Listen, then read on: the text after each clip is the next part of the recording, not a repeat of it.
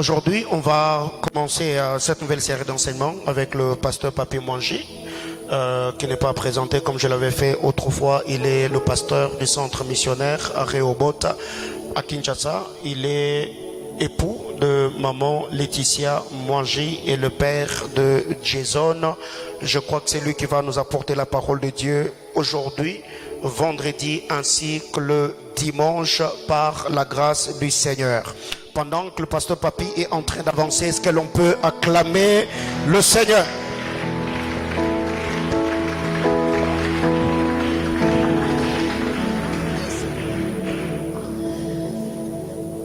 Seigneur, nous te disons merci pour la grâce. Te disons merci pour ce temps que tu nous donnes, Père. Je viens saluer la présence du Saint-Esprit au milieu de nous encore ce soir. Saint-Esprit, merci de glorifier Christ et merci de déposer la parole. Je veux être un simple canal ce soir, Seigneur. Parle à ton peuple. Parlez-nous, Seigneur. Mais surtout, donne-nous la force de mettre en pratique ta parole. Dans le nom de Jésus, nous t'avons prié. Amen. Est-ce qu'on peut acclamer le Seigneur?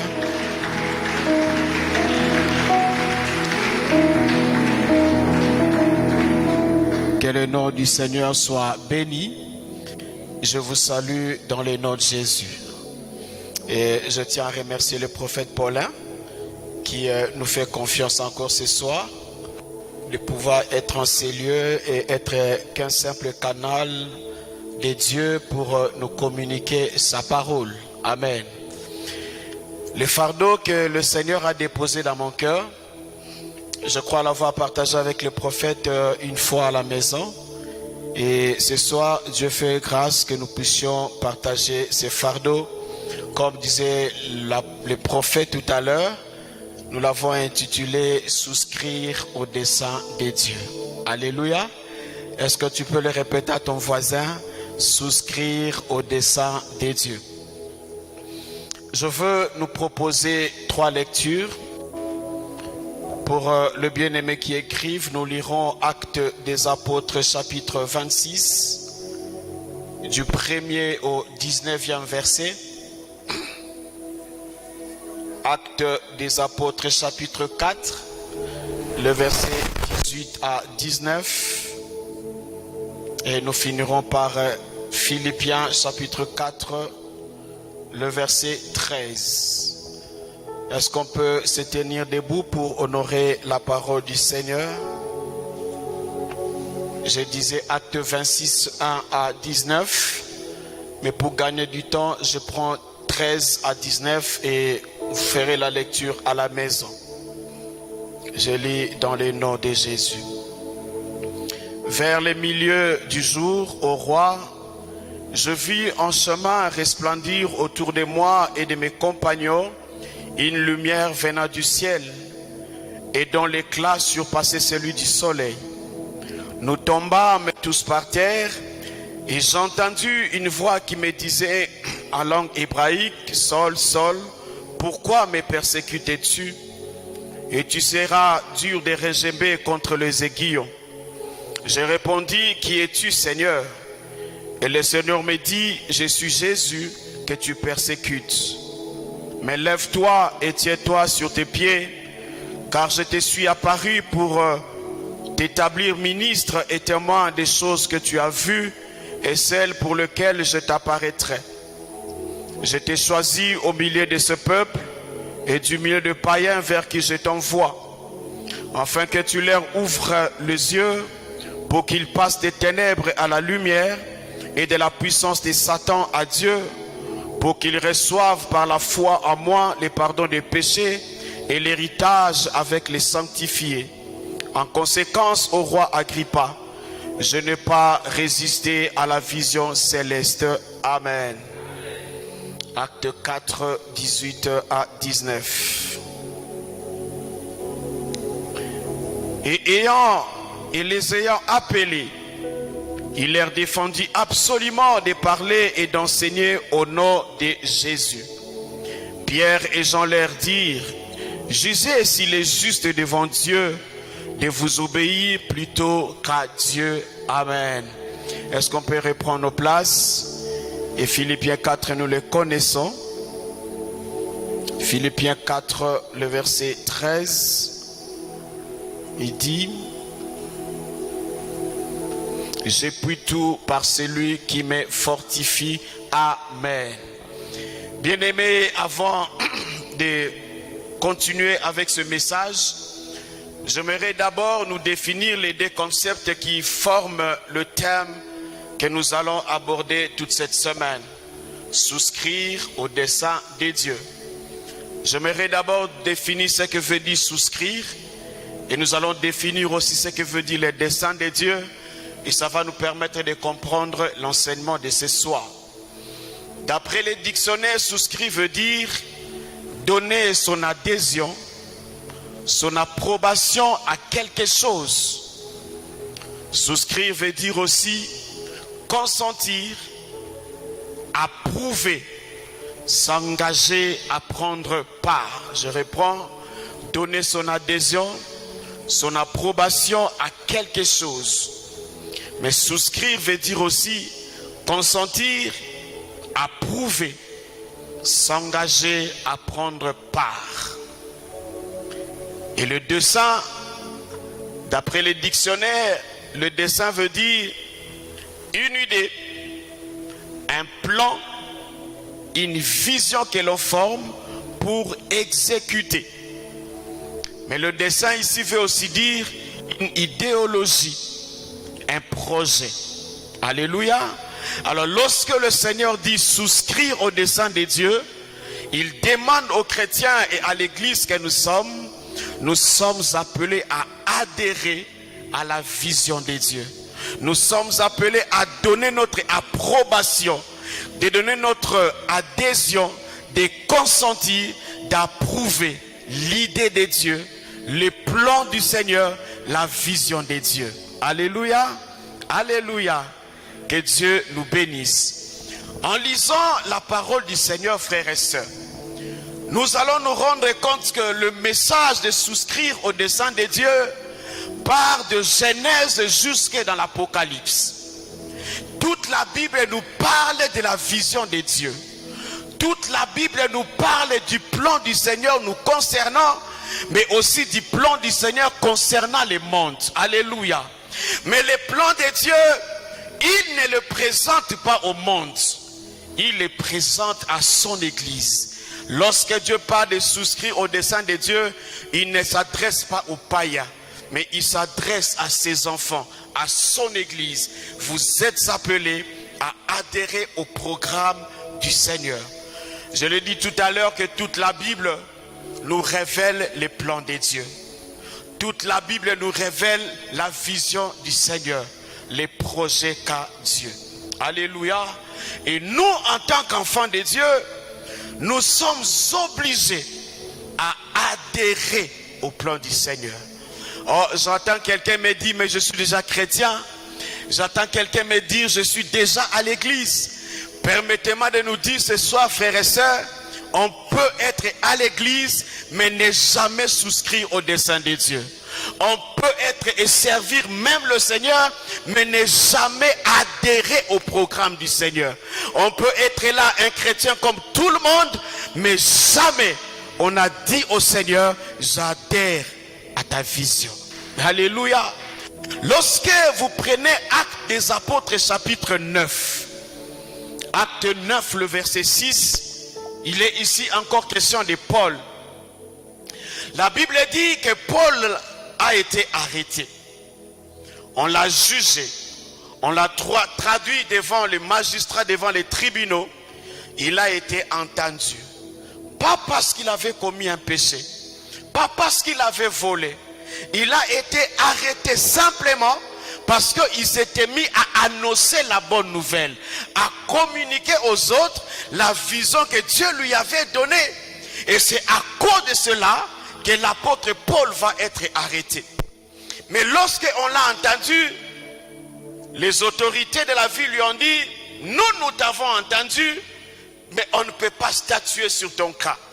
Il est important que tu ailles comparaître devant Agrippa. Alléluia. Et lui, c'est le dernier ressort. Ce que lui dira, c'est ce qui va être arrêté. Alléluia.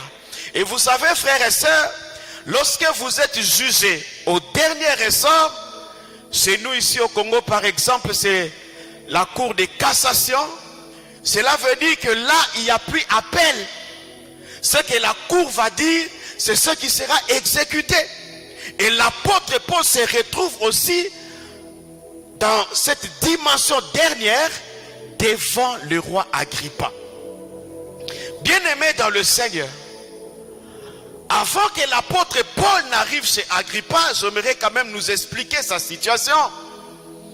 L'apôtre Paul n'était pas oisif dans sa vie. Il n'avait pas croisé les bras, frères et sœurs. La Bible dit qu'il était zélé pour le judaïsme. Et la mission qu'avait l'apôtre Paul était la mission de maltraiter le chrétien. Alléluia. Il faisait fermer les églises, il faisait tuer le chrétien. De la parole du Seigneur, je me suis rendu compte, prophète, que même les jours où on lapidait le diacre Étienne, Saul était là. C'était son travail. Il était zélé pour ce travail. L'apôtre Paul n'était pas n'importe qui dans la société. Il était quelqu'un qui avait l'approbation du roi. Il était quelqu'un qui recevait les moyens pour aller fermer les églises et faire maltraiter les enfants de Dieu à son époque. Et l'apôtre Paul, lorsque cette lumière apparaît dans sa vie, il était en train d'aller vers accomplir une mission, celle de fermer encore les églises et maltraiter le chrétien. La Bible dit, alors qu'il faisait son chemin, une lumière va resplendir au devant de lui et l'apôtre Paul va tomber face contre terre. Ils étaient nombreux. Tous, ils ont vu la lumière, mais tous n'ont pas entendu la voix qui sortait de la lumière. Les compagnons de Paul ont vu la lumière, mais il n'y a que Paul seul qui a entendu la voix qui sortait du milieu de cette lumière. Et la voix lui dit, Paul, Paul, pourquoi me persécutes-tu? Frères et sœurs, ce que faisait Saul de Tarse, dans son entendement, il pensait servir Dieu. Alléluia. C'est comme ça qu'il avait mis du zèle, parce que dans son entendement, ce qu'il faisait, c'était ça, servir le Seigneur. Jusqu'au jour où cette lumière va se manifester, et c'est là qu'il va se rendre compte, au fait, je ne servais pas Dieu. Par contre, je combattais le Seigneur. Et la Bible dit, une voix va parler à Saul, et Saul pose une question, Seigneur, que veux-tu que je fasse? Alléluia. Écoutez la réponse que va lui donner le Seigneur Jésus. Il lui dit, tiens-toi sur tes pieds, entre dans la ville, quelqu'un te dira ce que tu dois faire. Bien-aimés, mettons-nous un peu dans la peau de Saul de Tarse. Il n'a pas été évangélisé comme toi. Il n'a pas été gagné par son contemporain comme toi et moi. Lui, il a vu le Seigneur. Il a entendu la voix du Seigneur. N'est-ce pas une bonne raison de se dire, je me tiens debout et je vais directement entrer dans le ministère? Mais quand bien même qu'il a vu Dieu, quand bien même il a entendu la voix du Seigneur, Dieu lui a dit, cela ne suffisait pas. Il faut que tu entres dans la ville, il y a quelqu'un qui va te dire, en d'autres termes, quelqu'un qui va t'expliquer ma vision. Quelqu'un qui va t'expliquer mon programme. Quelqu'un qui va t'expliquer mon plan. Alléluia. Mais lorsque je méditais la parole du Seigneur, je n'ai pas vu l'entretien de Dieu avec Anania. Il n'y en a pas. Alléluia. Pourquoi, frères et sœurs? Dieu, des fois, il n'est pas obligé de nous faire entendre une voix audible. Il n'est pas obligé de nous donner une vision, mais il peut nous parler par une conviction intérieure. Parce que la Bible déclare, il a déposé à nous un esprit de l'éternité. Alléluia. L'esprit qui est là peut t'amener à comprendre, pour ce temps ici, voilà ce que je dois faire. Saul écoute Dieu. Il parle avec le Seigneur, mais Dieu lui dit, cela n'est pas suffisant. Tu ne vas pas dans les champs, va te mettre au pied de quelqu'un. Il va t'apprendre. Et vous savez combien de temps il a passé au pied d'Anania? L'apôtre Paul va passer plus de 3 ans et demi. Il devait apprendre. 3 ans et demi, dans notre cursus normal, c'est les graduats déjà. Alléluia. Pour apprendre. Et je veux dire à quiconque ce soir, c'est vrai que tu as reçu une vision. C'est vrai que Dieu t'est apparu, il t'a dit des choses, mais cela n'est pas suffisant pour que tu te lances. Alléluia. Il t'amène au pied de ton pasteur. Il faut que tu te mettes encore. Il a l'obligation, le devoir de te communiquer la vision de Dieu, de te faire comprendre le plan du Seigneur. Et lorsque tu sortiras de là, tu seras efficace sur le terrain. Il faut comprendre la vision afin d'adhérer à cette vision et servir par rapport à la vision. Bien-aimé dans le Seigneur, l'apôtre Paul, Saul à son époque, là, comme je l'ai dit tout à l'heure, il fut arrêté. Et on lui dit, il faut que tu arrives devant Agrippa.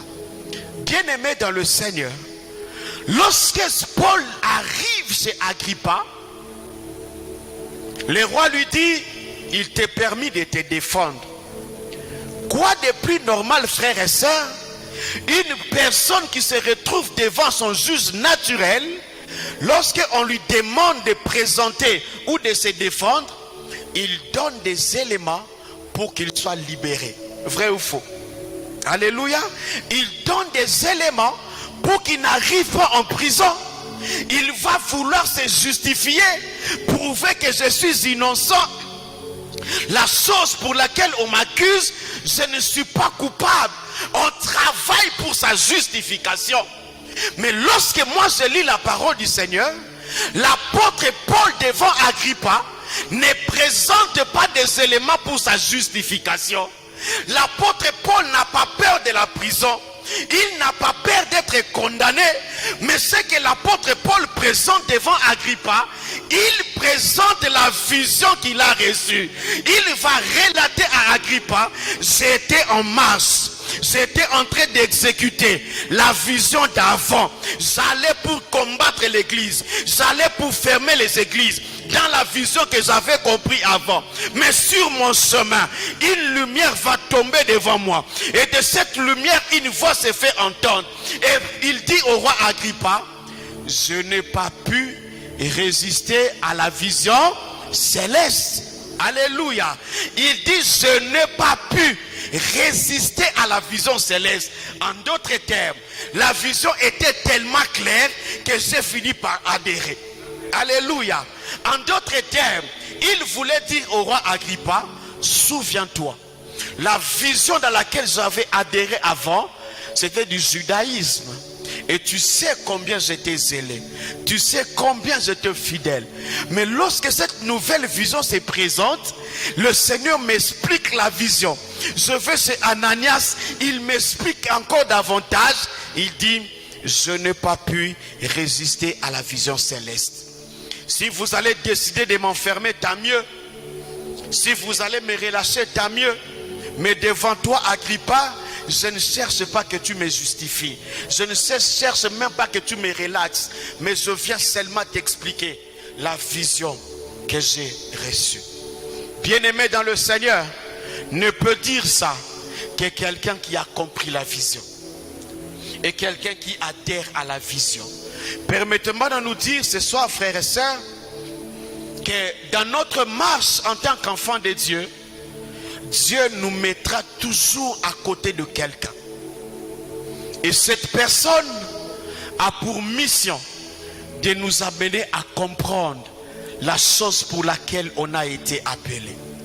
Et permettez-moi de nous dire, lorsque le Seigneur te met à côté d'une personne, Dieu n'attend pas de toi que tu fasses comme lui. Il attend que tu fasses plus que lui. Alléluia. C'est comme ça que la Bible déclare: un disciple affermi qui a compris des choses n'est pas égal à son maître. Alléluia. Mais il fait plus que son maître. Regardez, l'apôtre Paul a été à côté de Paul, d'Anania. Il a fait plus qu'Anania. Alléluia. Élisée a été mis à côté d'Élie. Il a fait plus qu'Élie. Alléluia.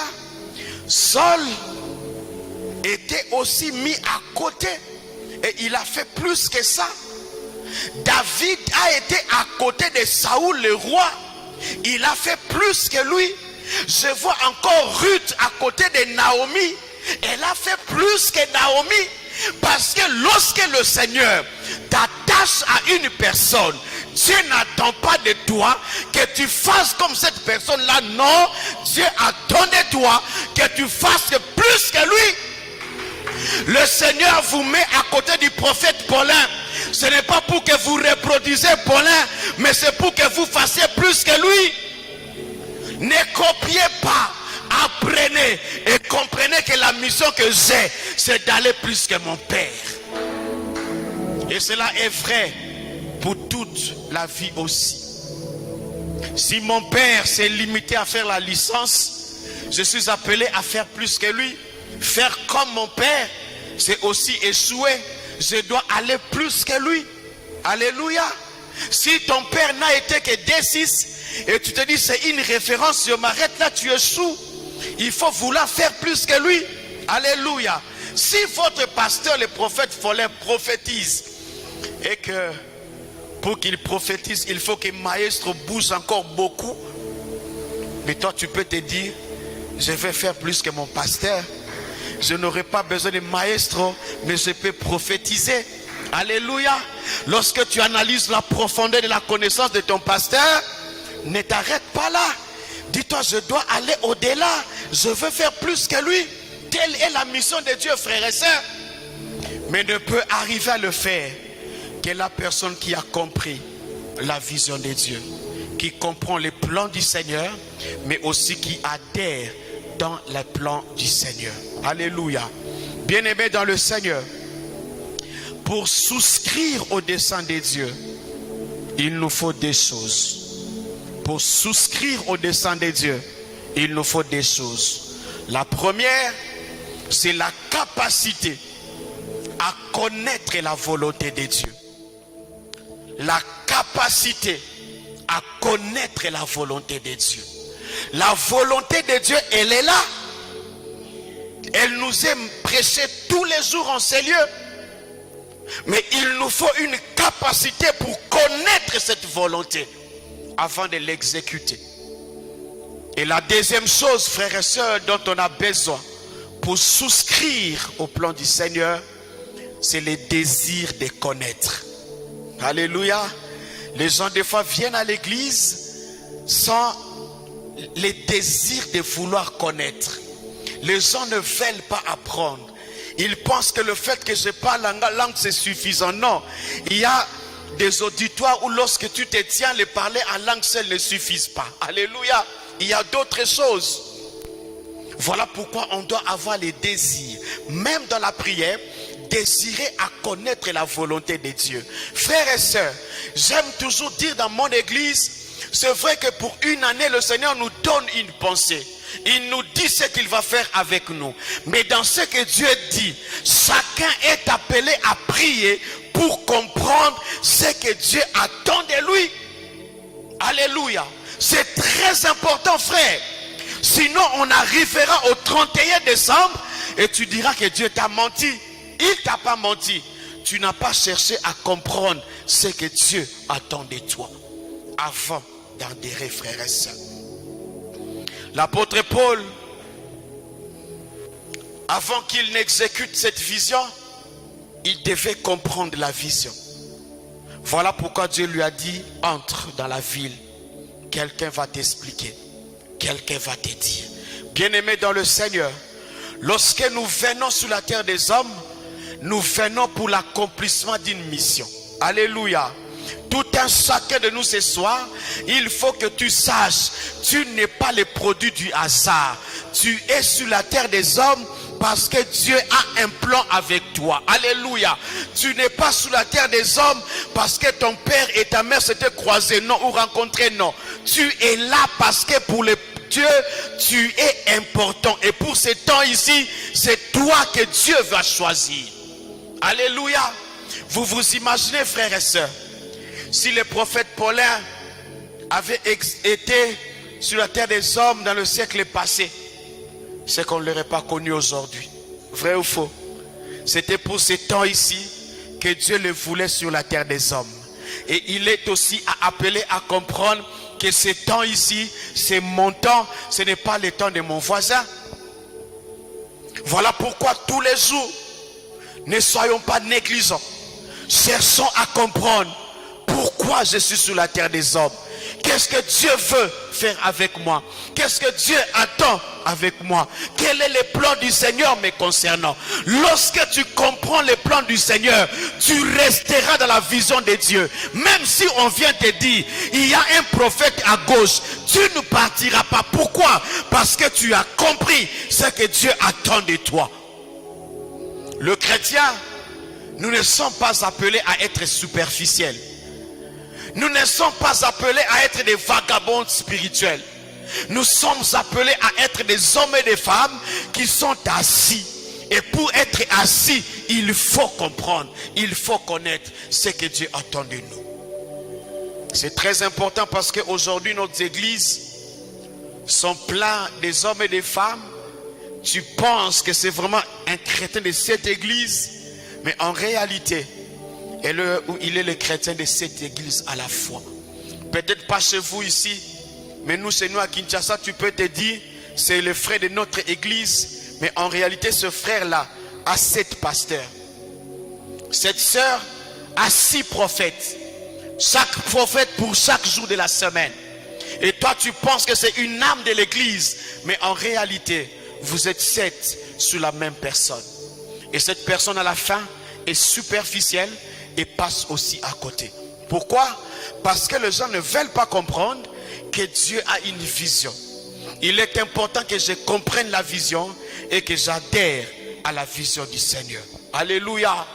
Voilà pourquoi lorsque tu prieras, cherche à ce que Dieu t'éclaire, que Dieu t'amène à comprendre. Seigneur, pourquoi tu me veux sur la terre des hommes? Dieu ne t'a pas envoyé que pour le mariage, frère. Dieu ne t'a pas envoyé que pour ce travail-là. Il a un plan avec toi. Il faut le connaître afin de l'exécuter sur la terre des hommes. Alléluia. L'apôtre Paul dit, il n'a pas eu peur qu'il soit condamné.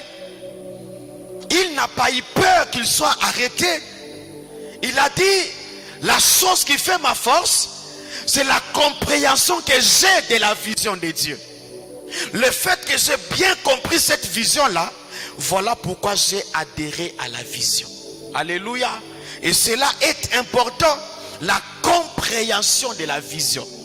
Vous savez, lorsque je devais implanter l'église que nous dirigeons aujourd'hui, je suis allé voir mon pasteur, je le dis, Dieu me dit, je dois être sur terrain.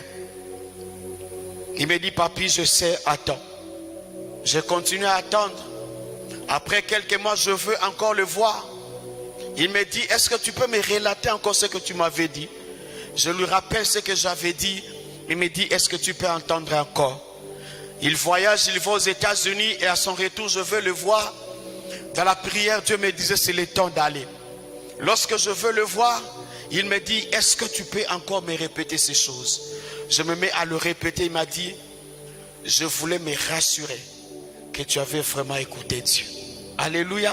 Il me dit, je vois qu'à 3 reprises, je t'ai demandé de me dire ce que Dieu t'avait dit, de m'expliquer la vision. Tu n'as pas changé. C'est la même vision. Je crois que Dieu te veut être sur terre. Alléluia. Mais jusque-là, il ne me libérait pas encore. Je veux encore le voir. La dernière fois, il me dit, mais pourquoi tu veux aller souffrir sur le terrain? Il y a tout ici. Je lui ai dit, papa, s'il ne s'agissait que du confort, j'aurais préféré être ici. Alléluia. Dans cette église, je n'avais pas à prier pour que les gens viennent. Il y avait une équipe d'évangélisation qui le faisait. Il y avait un département de l'intercession qui le faisait. En tant que pasteur, je pouvais me contenter lorsque je viens, on porte ma Bible, on me donne une place, je me mets. Et si c'est mon jour de prêcher, je prêche, amen, je pars. Je lui ai dit, papa, je vais obéir à ce que Dieu m'a dit. Je préfère être sur terrain, souffrir, mais avec le Seigneur, qu'être dans ce confort sans le Seigneur. Alléluia. Et il m'a dit, je voyage, lorsque je veux revenir, je vais te libérer. Bien-aimé dans le Seigneur, lorsque on comprend la vision du Seigneur, on va se dire, même si les hommes m'abandonnent, la vision que j'ai de Dieu est suffisante pour que la chose soit exécutée. Alléluia. Lorsque on comprend la vision, frères et sœurs, on ne passe pas à côté. Voilà pourquoi Dieu m'a dit, il faut que tu souscrives à mon dessein. Il faut que tu souscrives à mon plan, que tu adhères au plan de Dieu. Et lorsque tu adhères au plan du Seigneur, tu es heureux. Nous, en tant que Congolais, on peut encore comprendre lorsque Dieu nous parle de souscrire au dessein de Dieu. Alléluia. J'aimerais faire un pas en arrière dans la politique. Lorsque le régime de la fois passée était là, tout le monde voulait adhérer à l'FCC. Vrai ou faux? Tout le monde voulait être là. Vous savez pourquoi? Ce n'est pas parce qu'ils aimaient l'autorité morale, non. Ils savaient le fait qu'on est là, il y a possibilité que l'on se retrouve un jour quelque part. Alléluia. Voilà pourquoi ils voulaient tous adhérer. Lorsque les régimes passent, les gens ont basculé, tous aujourd'hui sont dans l'union sacrée. Ils ne sont pas là aussi parce qu'ils aiment l'autorité qui est là. Ils sont là parce qu'ils se disent, le fait que nous faisions partie de ces regroupements-là, il y a possibilité que demain, je me retrouve ministre. Il y a possibilité que demain, que je sois nommé, je ne sais pas moi, dans des entreprises. Les gens y vont pour leurs propres intérêts. Pas parce qu'ils ont d'abord compris la vision de Dieu. Alléluia. Ils adhèrent dans ces regroupements, frères et sœurs, parce qu'ils se disent, si l'autorité te connaît, il y a possibilité qu'on mette ton nom sur la liste. Alléluia. Et tu vas te retrouver. Mais dans la chose de Dieu, on n'adhère pas pour être connu de quelqu'un. Nous adhérons dans la vision de Dieu parce que lui nous connaît. Alléluia. Nous adhérons parce que lui nous connaît. Nous ne venons pas pour que lui nous connaisse, non. Il nous a connus. Et dans le livre de Jean chapitre 15, le verset 16, il dit, ce n'est pas vous qui m'avez choisi, mais c'est moi qui vous ai choisi. Bien-aimé dans le Seigneur, le Seigneur dit à Jérémie, avant que tu ne sois conçu, moi je te connaissais. Alléluia. Avant que tu ne sois formé, tu étais déjà dans mon programme. Et avant que tu ne sortes, je t'avais déjà établi prophète des nations. Donc Jérémie, malgré son jeune âge, il était dans le programme de Dieu. Mais ce que Dieu attendait de Jérémie, qu'il adhère dans la vision de Dieu. Lorsque Dieu vient, il dit à Jérémie, ce maintenant, il faut que tu entres dans les champs. Jérémie dit au Seigneur, tu sais que je suis un enfant. Alléluia. Je suis un enfant. Je ne saurais pas aller. Je ne sais pas parler. Et Dieu lui dit, mais qui donne à l'homme la possibilité de parler? N'est-ce pas moi? Toi tu veux m'apprendre sur ton jeune âge, mais moi je te connais. Dieu ne lui a pas dit, je t'ai connu lorsque tes parents se sont mis ensemble. Dieu ne dit pas à Jérémie, je t'ai connu le jour où tu as accepté de venir à l'église, non. En fait, tu vis sous la terre des hommes parce que moi j'ai un programme avec toi. Jérémie, tu es sous la terre des hommes parce que moi j'ai un programme avec toi. Et Dieu lui dit, malgré ton jeune âge, tu vas aller là où moi je t'enverrai. Tu diras ce que moi je te dirai de dire. Je viens dire à quelqu'un aujourd'hui, tu n'es pas connu de Dieu le jour où tu es venu à Mahanaïm. Même lorsque tu étais dans le monde, Dieu te connaissait. La parole de Dieu me dit, frères et sœurs, personne, alors personne ne peut venir à lui si le Père ne l'appelle. On n'adhère pas dans la vision de Dieu. On ne souscrit pas dans la vision de Dieu pour être connu de Dieu. Non, nous adhérons parce que lui nous connaît. Alléluia. Parce que lui nous connaît. Regardez David. David n'avait jamais prié pour être roi. Jamais. Alors qu'il était derrière le troupeau de son père. Lorsque le temps était arrivé, Dieu déplace un prophète. Il lui dit, tu vas aller dans la maison d'Isaïe. J'ai trouvé un roi. Alléluia. En d'autres termes, il était sur la terre des hommes pour accomplir mon plan. C'est le temps qu'il devienne roi. Alléluia. Il n'avait pas prié. Vous savez, j'ai même un passage qui dit, Dieu nous donne au-delà de ce que nous avons demandé et imaginé ou pensé. Mais ça vient d'où ce qui est au-delà là? Mais c'est parce que c'est dans les programmes de Dieu. C'est dans les plans du Seigneur. Tu peux être là en train de prier, donne-moi le travail. Lui, il a déjà prévu plus mieux que ce travail. Tu peux être là, Seigneur, l'âge avance, donne-moi le mariage. Mais lui, il a déjà prévu non seulement le mariage, mais aussi la maternité. Non seulement la maternité, il a déjà prévu aussi un travail. Alors que tu veux faire le père part pour entrer dans un mariage, parce que soi-disant l'âge est avancé, mais c'est lui qui te connaît. Il a déjà prévu les choses. Voilà pourquoi Israël est dit, nous étions comme faisant un songe, mais c'était la vérité. Pourquoi? Lorsque le temps de Dieu arrive, on se retrouve en train de vivre les choses qui étaient dans les programmes de Dieu. Et je viens dire à quiconque ce soir, tu veux vivre ces choses, souscris au programme de Dieu. Adhère à la vision du Seigneur et tu verras ces choses. Alléluia. Regardez Exode chapitre 3, le verset 7, 8. Exode chapitre 3. Il est ici question de Moïse. Alléluia. Moïse se retrouve engagé par son beau-père Jéthro comme berger sur les troupeaux de son beau-père. Et il avait le devoir de trouver où les animaux devaient brouter tous les jours. Moïse se retrouve sur une montagne. Alléluia. Par rapport au travail qu'il devait faire, de faire brouter les animaux. Mais sur cette montagne, Moïse ne s'est pas préoccupé à savoir à qui appartenait cette montagne. Il se retrouve comme par hasard à cause de son travail. Il n'a pas fait cas au propriétaire de cette montagne. Moïse va se retrouver sur cette montagne à cause de trois choses.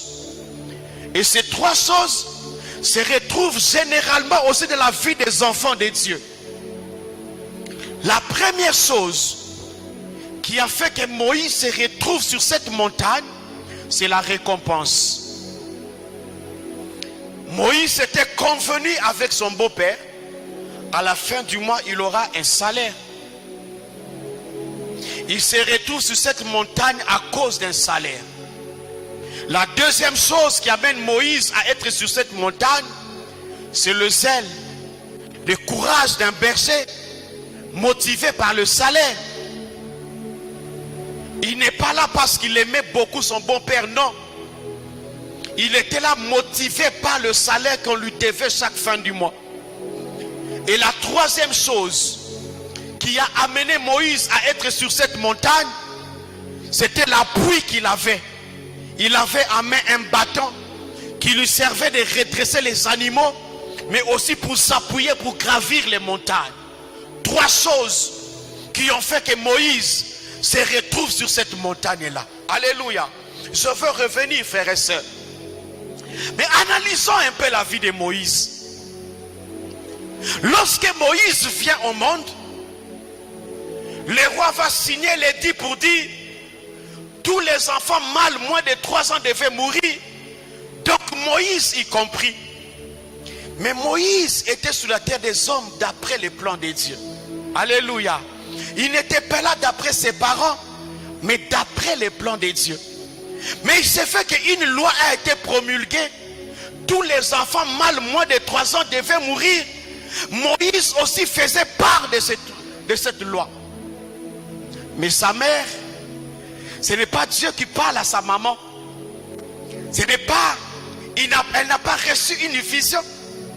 Mais elle avait une conviction au fond de son cœur. On va faire un panier. On va placer Moïse dans ce panier. Et on va placer le panier près d'un cours d'eau. Pas de vision. Pas une voix audible. Mais une conviction intérieure. Et elle va placer Moïse là.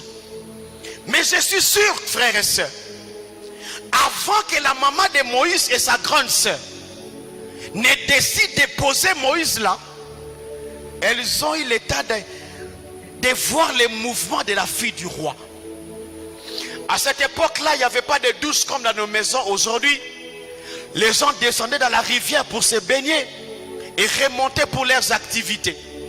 Et la grande sœur de Moïse avait observé, c'est moi qui l'ai dit, les mouvements de la fille du roi. Elle descend généralement tous les mercredis à 17h, les vendredis à 17h, le dimanche à 8h. Et elle avait quand même les programmes de la fille du roi. Alléluia. Alors elle s'est dit, maman, la fille du roi descend généralement tel jour de la semaine. Alors nous pensons qu'on doit placer Moïse là avant que la fille du pharaon ne vienne. La deuxième chose que la fille avait observé, c'est les lieux que cette fille venait se baigner. Il a dit, maman, j'ai remarqué que généralement, elle vient la faire Texaco, juste la route qui entre, oui, quelque part là. C'est là qu'elle vient toujours se baigner. La fille, la sœur de Moïse avait les programmes de la fille du roi. Alléluia. Sans vision, sans voix audible, sans que Dieu l'ait parlé. Mais la conviction intérieure l'amène à observer ces choses et à retenir les programmes de la fille du roi.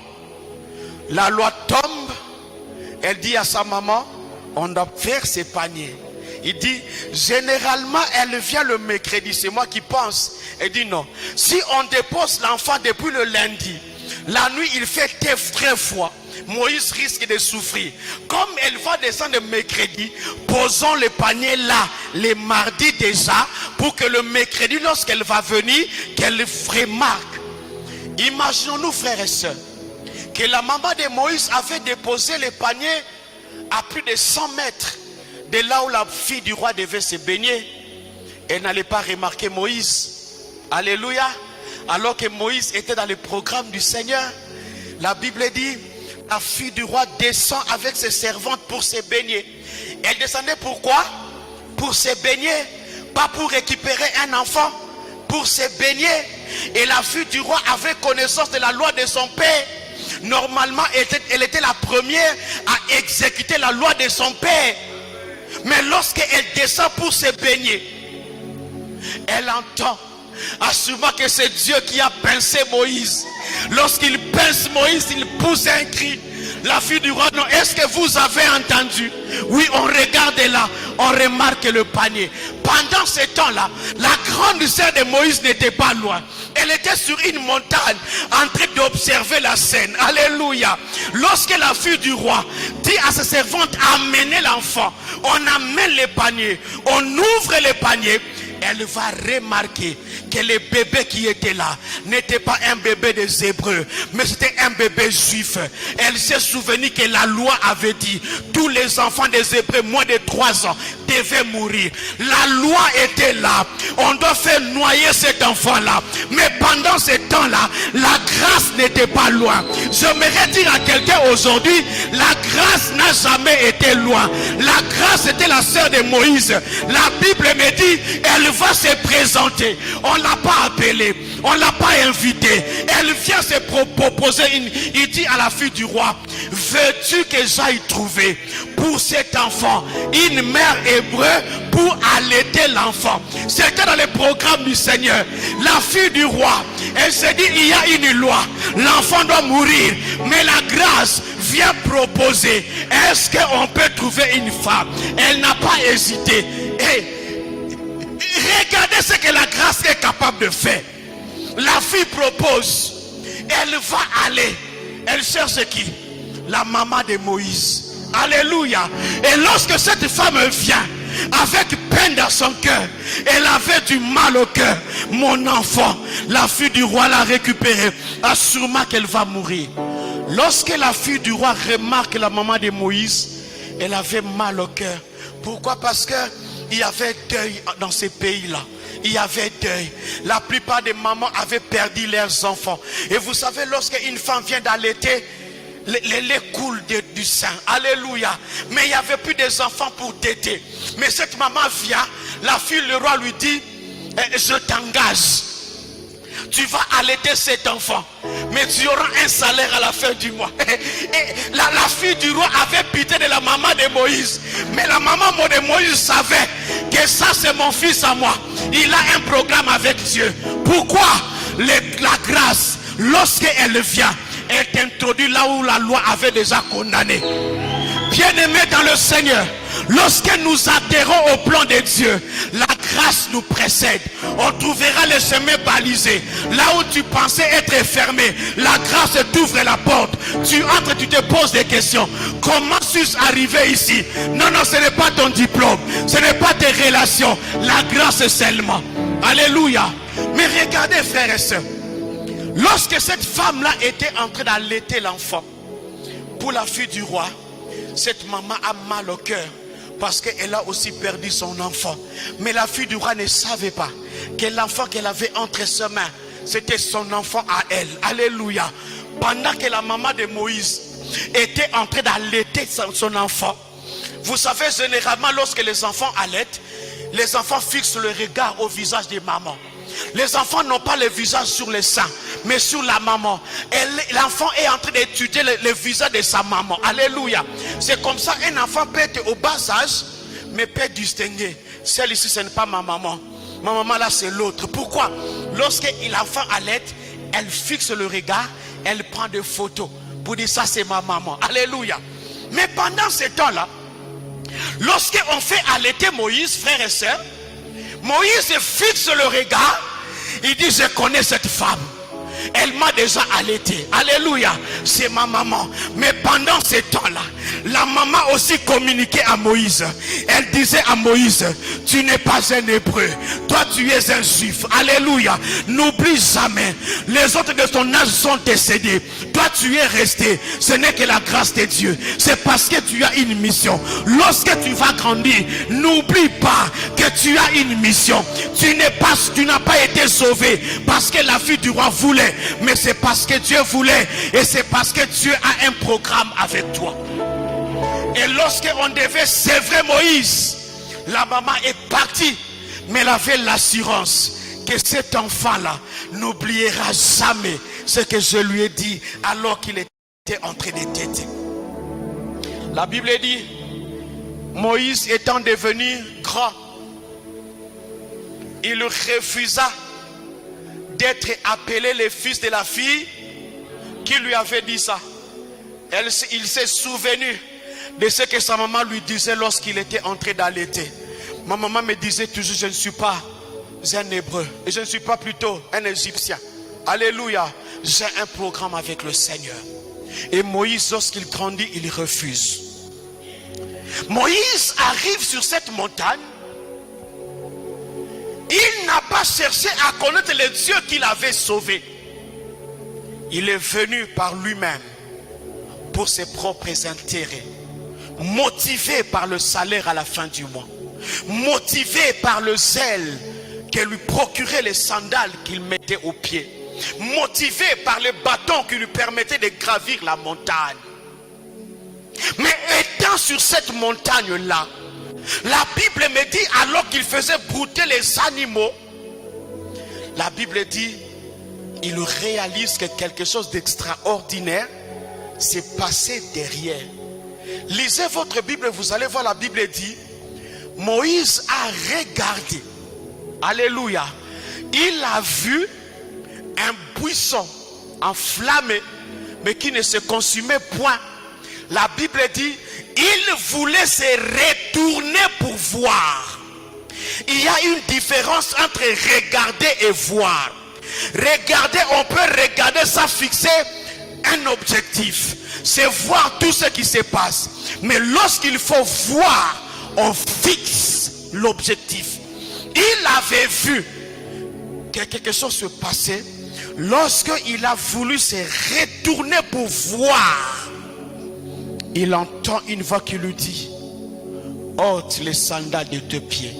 En d'autres termes, la chose qui t'a amené en ces lieux, enlève-les d'abord avant de comprendre ce qui se passe. Frères et sœurs, on ne vient pas dans les choses de Dieu avec notre zèle de l'extérieur. Ce n'est pas parce que j'étais Koulouna à l'extérieur, je viens avec le zèle de Koulouna à l'église. Non. À l'église, on reçoit un zèle nouveau qui procure la parole du Seigneur.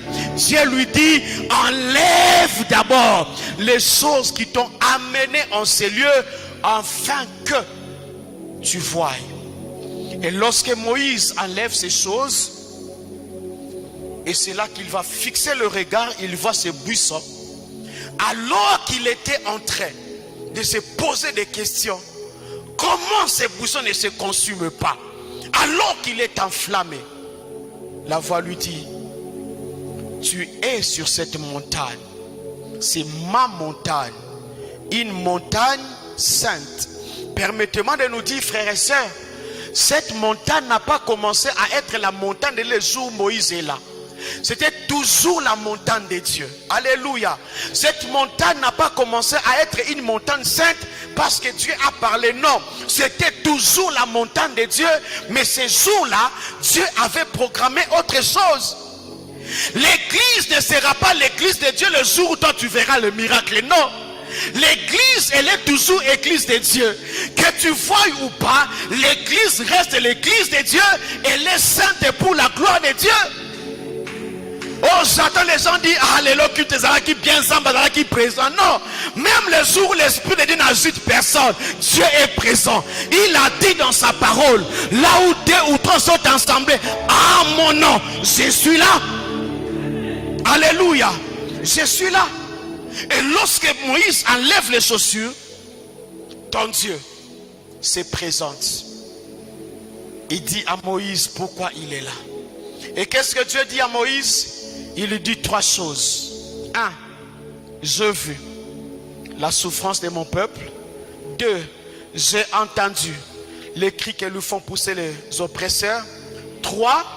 Je suis descendu. Mais je suis descendu, Moïse, pour travailler avec toi.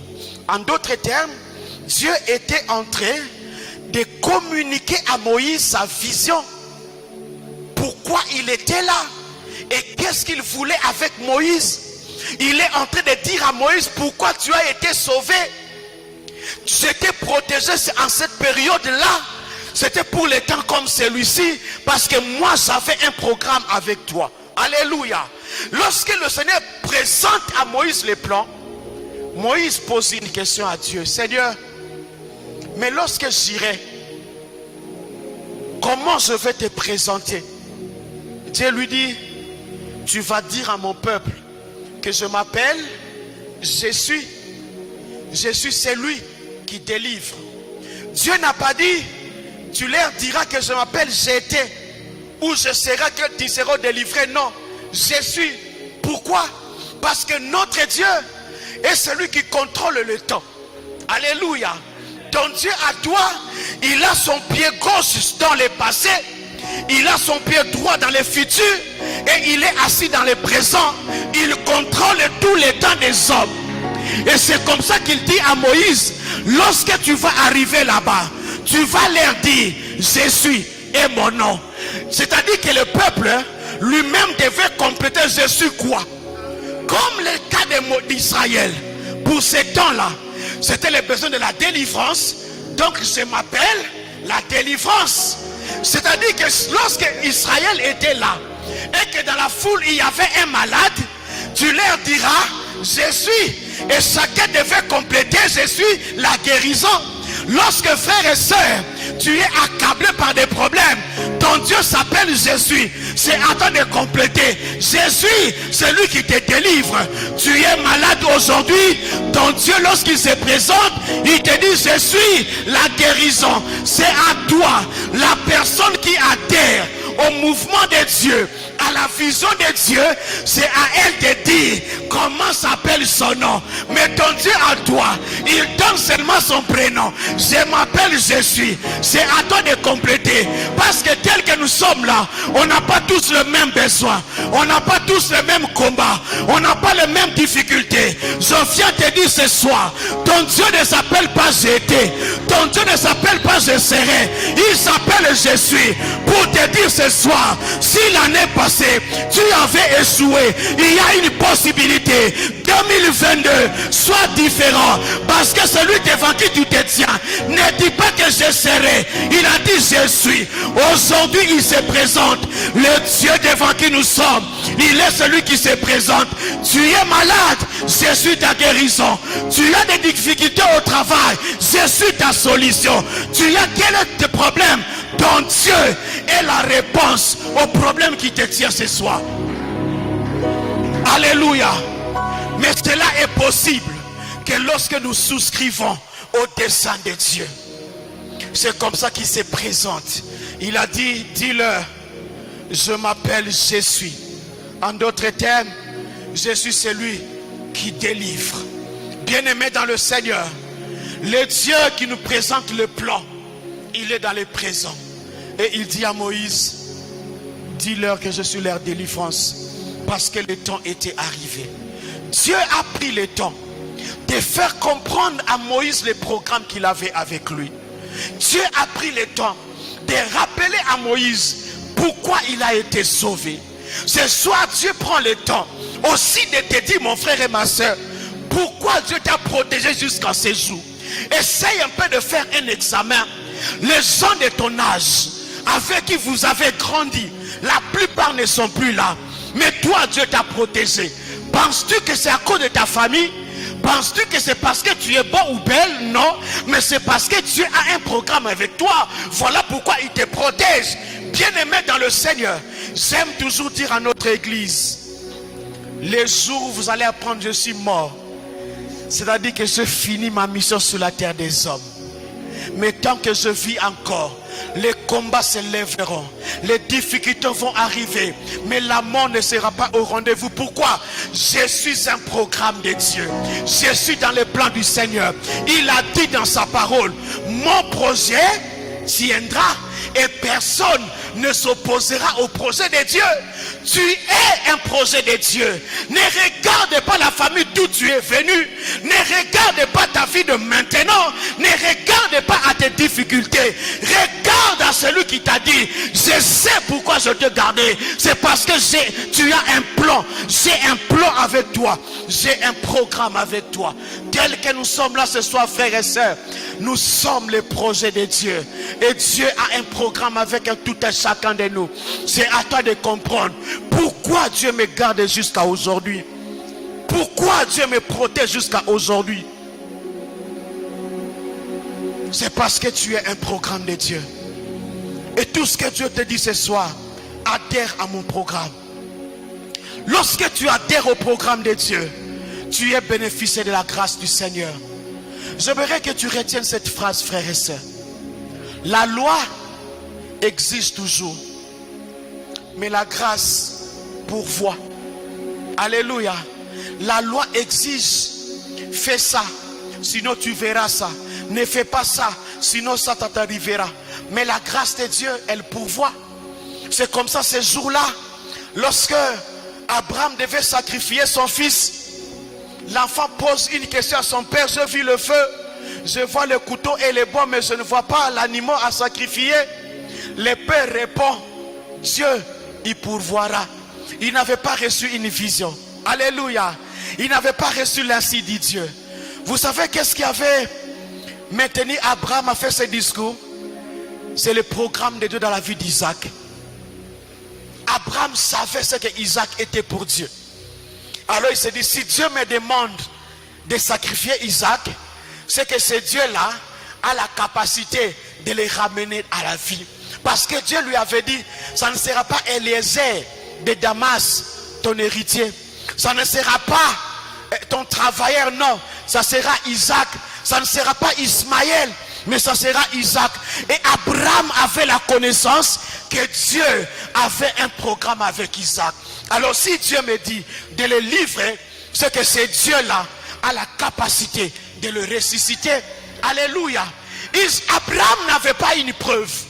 Abraham n'avait pas un élément que son Dieu peut ressusciter quelqu'un. Mais les promesses qu'il a reçues, la vision de Dieu sur Isaac, là maintenant se dit, c'est que ce Dieu ici est capable de les ramener à la vie. C'est comme ça qu'il n'a pas hésité. Il a dit, Dieu il pourvoira. Mais remarquez encore une deuxième chose. Abraham était appelé à localiser une montagne. Pourquoi? Parce que la bénédiction de Dieu, pour qu'elle s'accomplisse dans notre vie, les programmes de Dieu, pour qu'ils s'accomplissent dans notre vie, a besoin de deux choses. Premièrement, les lieux. Et deuxièmement, les temps. Alléluia. Il y a toujours un lieu d'accomplissement de ce que Dieu a dit. Mais il y a aussi les temps de l'accomplissement. Ainsi, si tu es déjà là où Dieu te veut, tu vis le contraire, ne te décourage pas. Lorsque le temps arrivera, tu verras Dieu à l'œuvre. Alléluia. Il y a toujours un lieu et puis vient le temps de l'accomplissement. Alléluia. Alléluia. L'effet Christi me dit, pasteur, c'est quoi ça? Oui, mais je te dis la vérité, frère Christi. C'est comme ça que Dieu fonctionne. Alléluia. Regardez, on va finir par là aujourd'hui et on va le continuer le vendredi. Moïse est là devant le Seigneur avec la foule. Il dit, Seigneur, je veux me rassurer que c'est toi qui m'appelles. Fais-moi voir la gloire. Parce que Moïse venait d'expérimenter la colère de Dieu. Un grand nombre était décédé. Alors Dieu lui dit, je vais t'accompagner. J'enverrai un ange. Il a dit, non, non. J'ai commencé cette affaire avec toi, pas un ange. Si toi, Dieu, tu ne marches avec nous, on ne se déplace pas d'ici. Alors Dieu lui dit, ok, je marcherai moi-même avec vous. Moïse a dit, non Seigneur, pas de discours. Je veux une preuve que tu n'es pas en colère. Qu'est-ce que tu veux? Fais-moi voir ta gloire. Dieu lui dit, ok, avance d'un pas. La question que je me pose, où était Moïse? La Bible dit, ils étaient devant la tente, devant la présence de Dieu, au milieu de la foule, avec Israël. Mais Dieu lui dit, là où tu es, tu ne sauras voir ma gloire. Avance encore un peu. Moïse devait se déplacer de là où il était. Dieu lui dit, je prévis pour toi ici un lieu où tu verras ma gloire. Moïse se déplace, alors qu'il venait, il se disait, je vais voir la gloire de Dieu. Lorsqu'il arrive sous les rochers, les lieux que Dieu avait indiqués, Moïse ne voit pas la gloire de Dieu. La Bible dit, Dieu va le couvrir de sa main dans le creux du rocher. Alléluia. Dans l'obscurité, des moments où il était seul, Moïse pouvait dire, non Seigneur, ce n'est pas ce que moi j'ai demandé. J'ai demandé la gloire. Ce que je vois, ce n'est pas la gloire. Seigneur, pourquoi ça? Dieu a dit à Moïse, il faut que je passe d'abord. Alors tu verras. Je ne sais pas, le passage là a pris combien de temps. Mais pendant ce temps-là, Moïse était encore couvert. Alléluia. Et là, il pouvait se poser des questions. Est-ce que j'ai vraiment entendu Dieu? N'ai-je pas commis une erreur? Est-ce que je devais vraiment faire ça? Si vraiment Dieu était là, pourquoi l'obscurité? Pourquoi les temps difficiles? Bien-aimés dans le Seigneur, ce n'est pas parce que nous souscrivons au dessein de Dieu que tout sera que du rose. Non, les temps difficiles seront là. Les gens vont te rejeter. Les gens vont t'abandonner. Tu vivras des moments difficiles. On peut même te renvoyer du travail. Mais ne perds pas de vue. Je suis dans les programmes de Dieu. S'il permet que je sois renvoyé, c'est qu'il a prévu un meilleur travail pour moi. Alléluia. Il était là où Dieu le voulait. Mais il avait fallu que le temps arrive. Lorsque le temps est arrivé, Moïse n'a pas demandé à Dieu. Dieu a levé simplement sa main. Et Moïse a vu la gloire de Dieu. Bien-aimés dans le Seigneur, lorsque nous souscrivons au dessein de Dieu, nous sommes appelés à être patients. et à dépendre que de Dieu. Il faut être patient. Que Dieu te bénisse ce soir. Est-ce que tu peux lever pour la prière?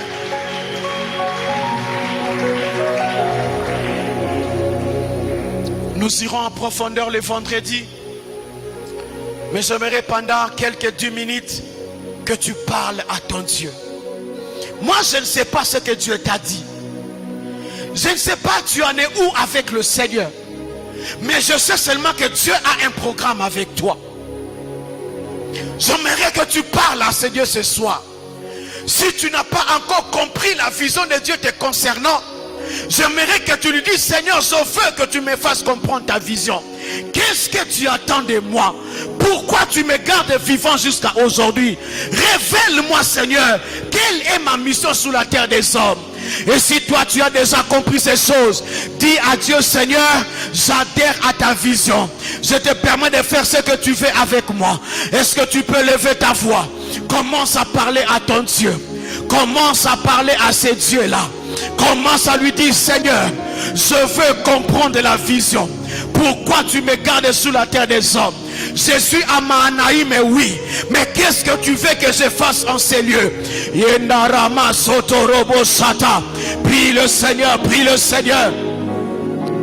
La vision de Dieu, la vision de Dieu. Les programmes du Seigneur. Dieu a un programme avec toi. Tu n'es pas le produit du hasard. Tu es le produit de la volonté de Dieu. Et dis à Dieu: Seigneur, je ne vais pas passer à côté.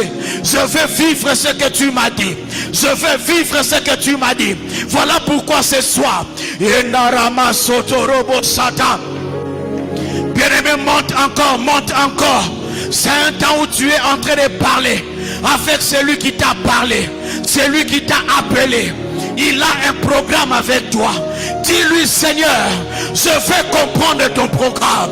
Dis-lui: Seigneur, je veux savoir pourquoi tu me gardes encore vivant. Je veux connaître, Seigneur, qu'est-ce que toi tu veux que je fasse. Bien-aimé, prie comme Paul. Il avait vu Dieu, il a écouté le Seigneur, mais il a posé une question: Seigneur, que veux-tu que je fasse? Est-ce que tu peux le dire à Dieu? Que veux-tu que je fasse? Je suis dans cette église, je suis protocole, oui. Je suis choriste, oui. Yahweh, je presse à l'église, oui. Mais ce soir, je veux connaître ton plan me concernant. Fais-moi connaître ta vision. Pourquoi je suis vivant? Pourquoi tu m'as envoyé à Mahanaïm? Pourquoi je suis là, Seigneur? Bien-aimé, prie le Seigneur, parce qu'il y a une sollicitation qui arrive. Prie le Seigneur. Le diable a aussi un plan pour te dérouter, pour t'amener à quitter le programme de Dieu. Dis à Dieu ce soir: Seigneur, je veux comprendre ta vision. Je veux comprendre ta vision. Pourquoi tu m'as amené au pied de mon pasteur Paulin? Pourquoi tu m'as amené là? Fais-moi comprendre ton plan. Fais-moi comprendre ta vision pour cette année ici. Qu'est-ce que tu attends de moi? Bien-aimé, monte encore en prière. Monte encore en prière. Il te reste quelques minutes. Prie encore Dieu ce soir. Dis à Dieu: Seigneur, je ne veux pas passer à côté. Je ne veux pas passer à côté. Je ne veux pas passer à côté.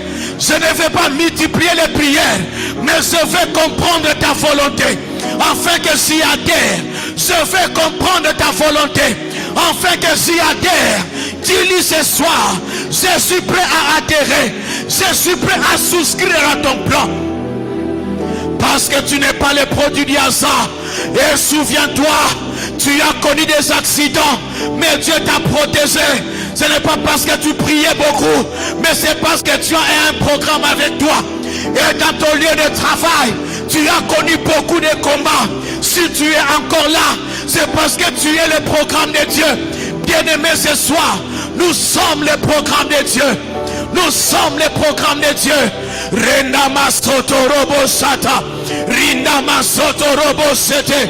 Yebi Sanzambe, Seigneur. Je ne veux pas faire les vagabondages spirituels. Je ne veux pas me déplacer d'une église à une autre. Je ne veux pas aller d'un prophète à un autre. Je veux comprendre pourquoi tu me mets au pied de mon Père. Pourquoi tu me mets au pied de cet homme en 2022. Qu'est-ce que tu attends de moi? en 2022. Qu'est-ce que tu attends de moi? Fais-moi comprendre ton plan. Fais-moi comprendre ton programme. Je veux assimiler ton programme. Bien-aimé, dis à Dieu, lorsque je vais comprendre ton programme, je veux l'exécuter avec sérénité. Je veux l'exécuter avec fidélité. Je veux comprendre. Je veux comprendre pourquoi tu m'as amené à Manaïm. Pourquoi tu m'as amené en ces lieux. Seigneur, pourquoi tu m'as amené en ces lieux. Rindama sata rabasata. Rindama sotorobo sete. Indarama sotorobo bobo. Oh Seigneur, écoutez frères et sœurs. Au petit matin, lorsque je priais pour le culte de ce matin, Dieu me montre une vision. Je vois beaucoup de jeunes frères, beaucoup de jeunes serviteurs aller au pied d'un pasteur grand. Mais les choses que ces gens-là mangeaient, c'était de la saleté. Cet homme de Dieu expérimenté et grand donnait aux jeunes serviteurs de la saleté pour manger. Et Dieu me dit, il y a beaucoup de gens qui ne veulent pas être fixés. Beaucoup sont superficiels. Ils courent d'un homme de Dieu à un autre, cherchant je ne sais quoi. Et c'est un vent qui est en train de souffler. Tu peux aussi être tenté d'aller faire, mais ça sera pour manger de la saleté. Voilà pourquoi nous allons prier, frère. Le Seigneur déclare dans sa parole que ma volonté soit faite sur la terre comme elle est faite au ciel. En d'autres termes, tu as existé dans la pensée de Dieu avant d'être sur la terre des hommes. Alors j'aimerais que tu rentres en toi-même et tu verras qu'il y a un écart entre le toi qui est au ciel et le toi qui est sur la terre. Et ce soir nous voulons dire à Dieu, Seigneur, réduis l'écart entre le moi qui est au ciel et le moi qui est sur la terre. Tu peux dire à Dieu, Seigneur, le moi qui est au ciel est en bonne santé, mais le moi sur la terre, je suis toujours malade. Je veux que ta volonté céleste s'accomplisse sur la terre des hommes. Est-ce que tu peux commencer à prier? Est-ce que tu peux commencer à prier? Dis à Dieu, Seigneur, je veux être ce que je suis au ciel. Et bien-aimé, dis à Dieu, réduis l'écart entre le moi qui est devant ton trône et le moi qui est sur la terre. Je ne vais pas aller ça et là. Je ne vais pas suivre n'importe qui, non. Je veux être là où toi tu me veux. Bien-aimé, prie, monte ta voix, monte la voix. Monte encore dans la prière. Dis à Dieu ce soir, Seigneur, lorsque toi tu me regardes, le moi qui est devant toi, c'est un moi qui est déjà marié. Mais le moi sur la terre, je suis encore célibataire. Seigneur, sur la terre, lorsque toi tu me regardes, tu me vois déjà atteindre une certaine dimension. Mais sur la terre, je suis le contraire de ce que toi tu as dit que je suis. Rappelle-lui qu'il a dit que sa volonté soit faite sur la terre comme au ciel. Renda masakara baba baba. Indarama sotorobo sete. Rindama seteria basata. Si tu considères Dieu comme étant un Dieu sérieux, tu prieras aussi avec sérieux. C'est un temps où on est sérieux avec le Seigneur. Bien-aimé, dis-lui, l'écart est tellement grand. L'écart est tellement grand.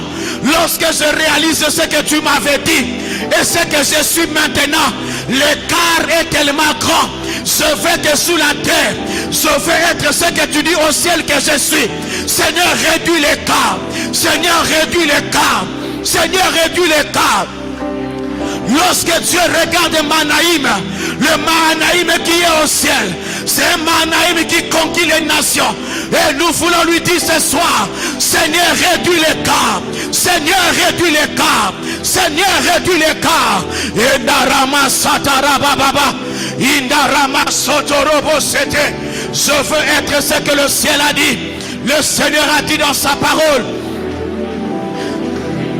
Que sa volonté soit faite sur la terre comme elle est faite au ciel. Je viens dire à mon Dieu ce soir, je ne suis pas le produit de mes parents, je ne suis pas le produit de ma nation, je suis le produit de la volonté de Dieu. Ainsi je viens dire à Dieu ce soir, sur cette terre des hommes en 2022. Je veux être ce que je suis au ciel devant toi. Lorsque tu regardes papy, papy qui est au ciel est différent de papy qui est sous la terre. Voilà pourquoi ce soir, je viens dire à Dieu, l'écart doit être réduit. L'écart doit être réduit. Ça doit être semblable à celui qui est devant ton trône. Je veux être semblable à celui qui est devant ton trône. Je ne veux pas être différent du papy qui est au ciel. C'est un papy en couleur. Mais papy sous la terre, c'est un papy en noir et blanc. Je veux rejoindre mon image frère qui est céleste. Je veux rejoindre mon image frère. Rendama sotorobo sata. Rindama seteriaba sotorobo bobo. Que l'écart soit réduit. Que l'écart soit réduit. Que l'écart soit réduit. Que l'écart soit réduit. Ce soir, Seigneur, que l'écart soit réduit. Parce que moi, j'ai souscrit à tes desseins. J'ai souscrit à ton dessein. Je veux être ce que le ciel a dit que je suis.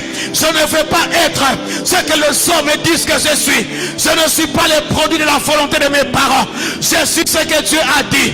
Tu as dit à Jérémie, ne dis pas que tu es un enfant. Moi, je t'ai choisi. Seigneur, je ne veux pas être le contraire de ta volonté, mais je veux être ce que tu as dit que je suis.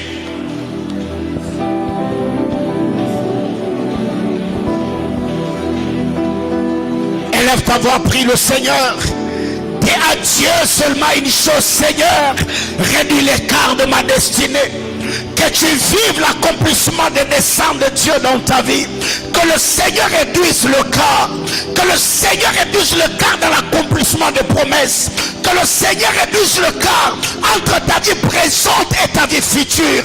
Que Dieu étende sa main. J'ai senti ce sujet de prière tressaillir mes entrailles. Est-ce que tu peux profiter ce soir et dire à Dieu, Seigneur, tu m'as promis que cette année, tu vas faire de moi un décideur influent. J'ai pris au nom de Jésus. Réduis l'écart de l'accomplissement de cette parole. Seigneur, tu nous as dit cette année, le ciel nous donnera la recette et le terre le meilleur produit. Seigneur, je prie que tu réduises l'écart. Je prie au nom de Jésus. Israël devait faire 400 ans, mais ils ont fait 15 à 30 ans à cause de l'insensibilité. À ma Père, plaise à toi cette année de réduire l'écart. Après Alpha, Seigneur éternel mon Dieu, tu es Oméga. Tu es le Dieu qui marche avec nous. Tu es le Dieu qui nous bénit. Tu es le Dieu qui nous capacite. Tu es le Dieu qui accomplit tes desseins glorieux. Adonai, le roi de gloire, je prie au nom de Jésus. Plaise à toi, Adonai, de réduire l'écart de ma vie, de réduire l'écart de ma famille. Je veux vivre l'accomplissement de tes desseins. Seigneur Dieu de grâce, glorifie ton Saint-Nom. Au nom de Jésus. Amen. Que quelqu'un acclame le Seigneur.